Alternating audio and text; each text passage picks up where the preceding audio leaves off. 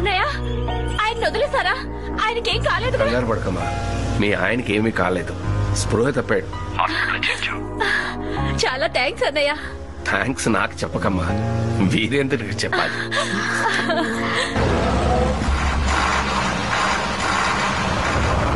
Sir నేను ఈ రోజు 3 చోట్ల స్పాట్ పెట్టాం. తప్పించుకోవడం వల్ల కాదు. కత్తికో కండగా నరికేయండి. శరీరం ఆనవాలు తెలియకుండా మట్టిలో కలిసిపోవాలి.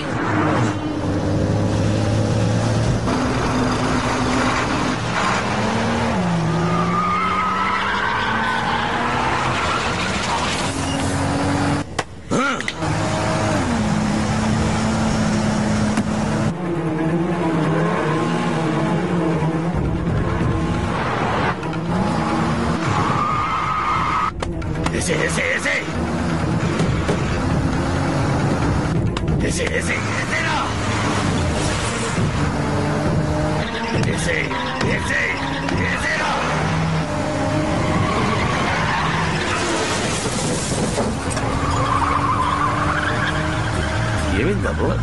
ఏం లేదండి, కుక్క అడ్డొచ్చింది.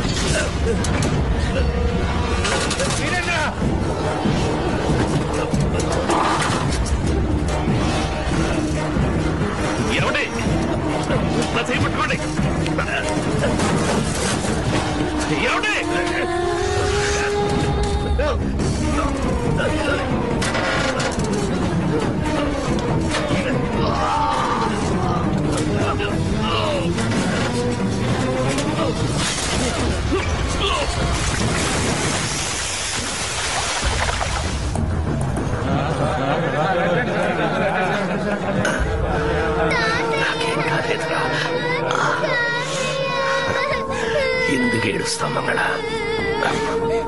ఎందుకమైందంతా? మన వీరేంద్రే తన ప్రాణాన్ని పణంగా పెట్టి నా ప్రాణాన్ని కాపాడాడు.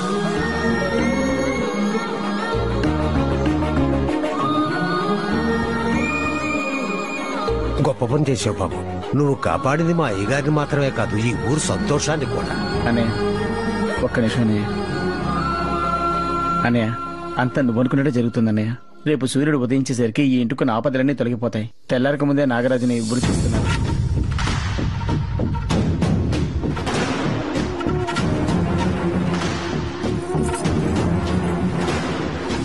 ఇంకా ఎందుకురా ఆలోచిస్తావు? ఎందుకు ఆలోచిస్తున్నావు? చాలు, ఆలోచించింది చాలు. మన అమ్మాయిని గౌరవంగా చూశాడు, మన కుటుంబ గౌరవాన్ని కాపాడాడు, ఇప్పుడు నీ ప్రాణాలను కూడా కాపాడాడు. నేను నిర్ణయానికి వచ్చేశాను. నా మనవరాలికి వీరేంద్రకి పెళ్లి. వీరేంద్ర ఏంటి కాబోయే అల్లుడు.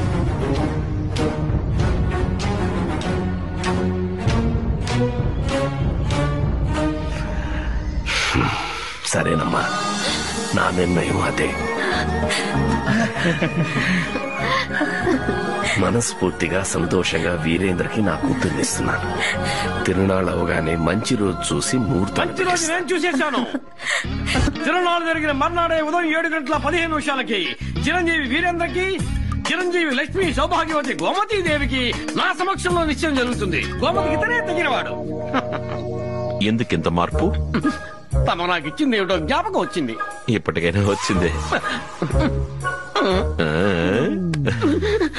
కానీ వాటిని నా ఇంట్లోకి తీసుకొచ్చేసాం. శక్తి లేదు బాబు, ఇంకో చావుని తట్టుకునే శక్తి లేదు. చేతులెత్తి